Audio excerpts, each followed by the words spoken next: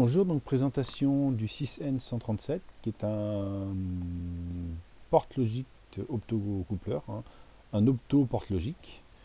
Donc là, au niveau de la porte-logique, on voit qu'elle est en sortie ici, hein. Donc si on fait un zoom sur la structure interne, on voit que la porte-logique est ici. Donc le signal d'entrée donc sur une LED infrarouge, le signal de sortie sur VO.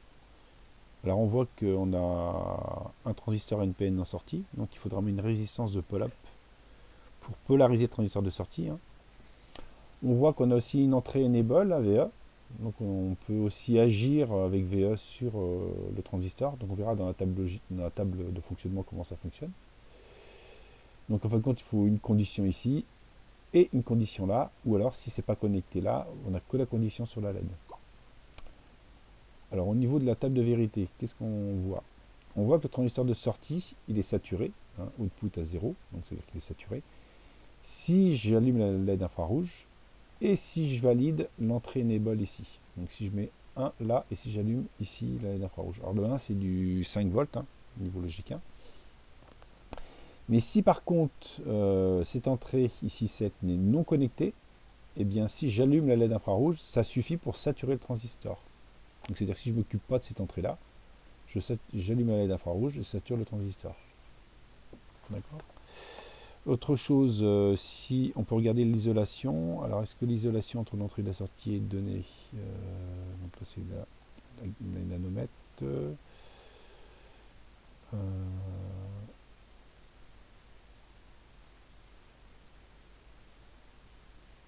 Double voltant.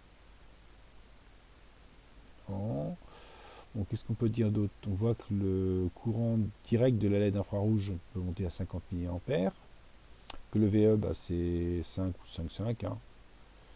Voilà.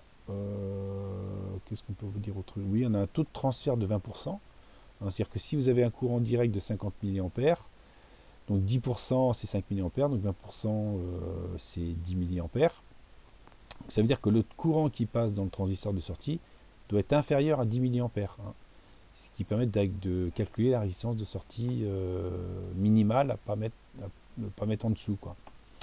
Donc au niveau simulation, donc voilà notre optocoupleur, hein, notre porte logique, notre opto-porte logique, voilà. Donc si on lance la simulation, donc on voit que là on a un courant nul, donc la LED n'émet pas de rayonnement infrarouge. Donc le transistor de sortie est bloqué et donc on a bien 5 volts ici. Donc si on modifie le potentiel ici, hein, bien sûr ça modifie le potentiel là. Et puis si on alimente la LED infrarouge, on a 15 mA. On voit que le transistor de sortie est saturé et donc on a bien 0 volts. Donc la résistance ici, là on voit qu'on a mis une 10K, donc on a un courant de 0,5 mA. Donc là si on fait 20% de ça, ça fait 3 mA.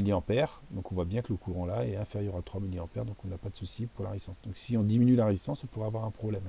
C'est-à-dire que le transistor ne serait pas bien saturé, il sera en mode linéaire en fin de compte.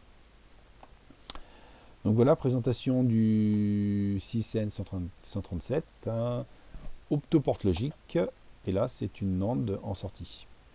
Bonne fin de journée, au revoir.